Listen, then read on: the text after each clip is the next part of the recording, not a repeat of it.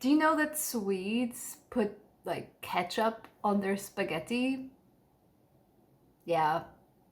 I genuinely thought I knew what to expect, but I quickly realized that's not the case. Hello, my name is Sara. I'm an architect in Poland and I studied in Sweden for 2 years.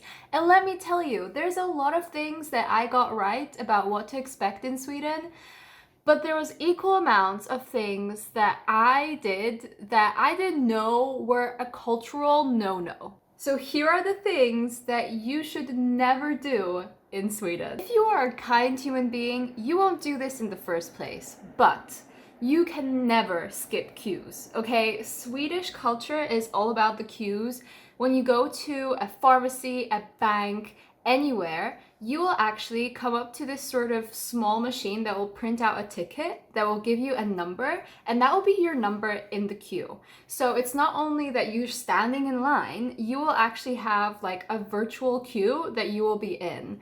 And they are super important and very strict about this. Don't forget the printed ticket, because let me tell you, you'll get in trouble if you skip a queue. Another thing that I thought was pretty normal, but then when I went to Sweden, I realized this is an extreme, is you're not supposed to be very loud in public transport. Now let me explain. It's not like I'm yelling on public transport on the daily, okay? It's just that there is a whole other level of silence in the metro in Sweden. Like if you go in Stockholm and you go on a bus, train, whatever, you'll notice very quickly that most of the time, the people that are making any sort of conversation is actually not Swedish people.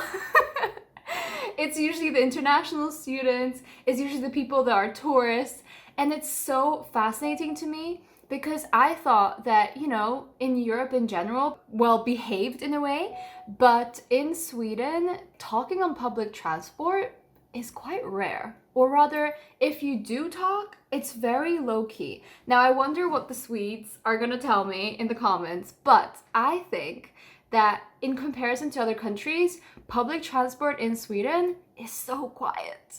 And it's great because at 7 a.m. when you're commuting 40 minutes to your workplace or to university, you don't want to be surrounded by noise. You're just zoning out and there's no one breaking that silence. Now, I have an anecdote for this, and this is no testament to generalize the Swedish society, okay? So don't come for me. There was one time where I entered the underground and it was 7 a.m. I was just commuting to university and I walk in and I see that there is an empty seat. So I sit down next to this lady and I kid you not, the second I sat down, this lady turns to me and starts saying things in Swedish quite aggressively. And I'm like, what's going on? And then turns out that she didn't want me to sit next to her. And I was so confused. Now, bear in mind, this was a one-time situation, but I think it also explains the sort of philosophy of how people use public transportation in Sweden.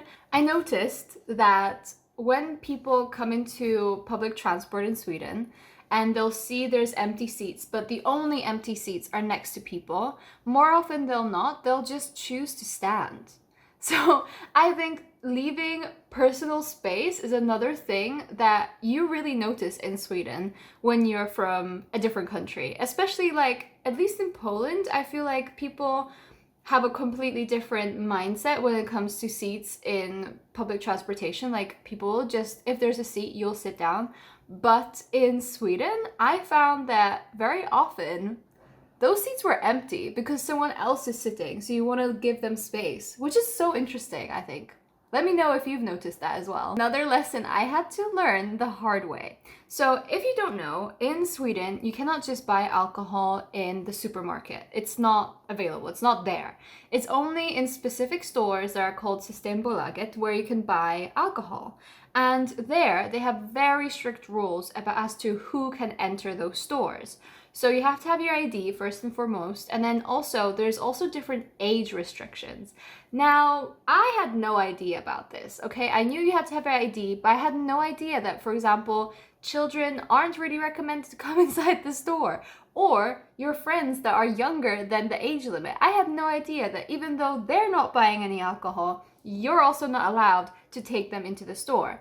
So I just waltzed in with one of my friends and we got into a lot of trouble. And we didn't even do anything. We just walked into the store, me being the age that was required and her not. And let me tell you, you don't want to make that mistake, okay? So just make sure to check what the rules are for the alcohol like store before you waltz in, okay? Trust me. Another thing that I noticed is definitely a cultural difference between Polish and Swedish people, at least from my experience, is that you're not allowed or not recommended to brag too much. Now, I'm not saying people in Poland go left and right bragging about their achievements or bragging about what they have or don't or whatever.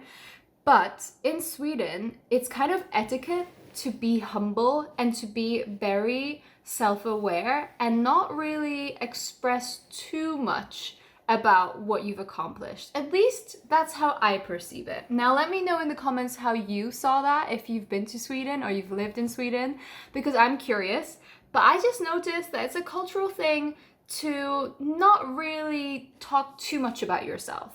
And I found that really interesting, and I also kind of learned it throughout being in Sweden rather than being informed that it's a thing. So yeah, it's something that you have to keep in mind, because sometimes you might be like seen as rude almost if you start talking about yourself in a achievement sort of way. Another thing that you have to expect and sometimes you cannot do is pay with cash. In lots of stores in Sweden, they don't accept cash. You can only pay by card. So make sure to double check if you have cash on you, that you have a way to pay with card as well, because it's just the modern Sweden. It's just how things work. Sometimes you'd have to walk into the store and you cannot even spend the cash because they don't accept it. Which is so interesting, considering that, for example, the States, you need to have a dollar bill. You need to have some coins on you every once in a while because sometimes they don't accept card. But in Sweden, it's the opposite, where you cannot pay by cash sometimes. Now, this actually I miss, okay? I miss this about Sweden. You cannot rush a fika, okay? And a fika, for those of you that don't know, it's a term used to take a break with a coffee and something sweet, usually a pastry. It is so ingrained in the Swedish culture to take a coffee break that people do that at work, at university, at any given moment, okay? It is part of the culture, it's a part of how people function. And I love it. But now that I'm back in Poland and I'm at my full-time job and no one does a little fika, they just make a coffee and rush back to their desk, I miss it. I really miss it. So don't rush it when you're in Sweden. Just enjoy the fika, enjoy the cafe, just enjoy it. Speaking of coffee, when you go to like a traditional cafe in Sweden, or you go to visit someone, or I don't know, you're on a little island and you just want to grab a coffee in one of the local stores, don't be surprised if there's only one option for coffee, and it's just bryggkaffe, which means that the coffee is already brewed and you literally serve it yourself. You pour it into a cup and you pour the milk in. And now this is not crazy information, it's not controversial, but it is definitely a Swedish thing. Tell me if in other countries in Scandinavia they do that as well, because I'm very curious. I think, at least for me, I was quite shocked that I would go into a cafe sometimes, not always, because there are obviously cafes that serve lattes and espressos and all these different things, right? But a lot of cafes will just serve bryggkaffe, and it's like the cheapest option on the menu, and it's just like regular coffee. And I remember there was one situation where I came into the store and I was like, oh, what are the options for coffee? And they were like, coffee. Like, fair. Honestly, that's fair. So don't be surprised when you go into a cafe and there is one option for coffee. I mean, it's the simple life, am I right? Like the fika, the pastry, just having one single coffee. What else do you need? Now, having studied in Belfast in Northern Ireland and also having a lot of friends from the UK as well as America, I was used to the small talk. I was used to the fact that you'll talk about the weather, you'll talk about how are things going, and you'll be like, yeah, fine, fine, fine, fine. In Sweden, and similar in Poland, you will not have the small talk. There is no need for that. You'll just say hi, and you'll start a conversation if you need to, and if there's nothing to be said, you don't say anything. That's it. And it's not awkward. It's just how things are. And one thing that I noticed that's super fascinating for me, but maybe just normal for the people that live in Sweden and maybe in Scandinavia in general, is that when you see a friend or someone that you know in public, you don't always say hi. It's like if you don't want to say hi and you just don't want to interact with them, even though you see each other, you just don't. I mean, it makes sense, right? But also, I feel in a lot of cultures that would be viewed as rude or just unkind or something. But no, if you see someone in public and you know that person, but you're like, oh, can't be bothered to speak today, you just don't. You see each other and you just give a nod, and that's about it. You don't say, hi, how are you doing? Hi. You don't do all that. Also, one last thing. If you're in Sweden, get yourself an IKEA bag.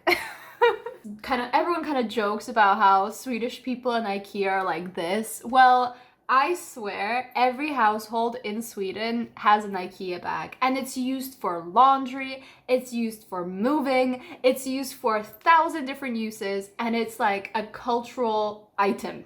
So honestly, don't move to Sweden without an IKEA bag. Of course, I'm kidding, but I just noticed that it's such a popular item and every household has it. And it's being used for multiple different things. And I just think it's beautiful. Honestly, I just think it's beautiful. All right, I think that's about it. Honestly, Swedes, if you're watching this, let me know what you think. Do you notice this about people around you? Am I in the wrong? Do you agree with me? Let me know. I'm very curious because this was my experience being in Sweden and my observations over 2 years being in Sweden and studying at KTH. So you just let me know. And honestly, if you're moving to Sweden, let me know because you're about to have the best adventure of your life. And also comment if you've already experienced these in real life. And honestly, trust me, there's probably a million more that I have missed. So leave them in the comments. Maybe leave a like if you enjoyed this video. And I'll see you next time. Bye!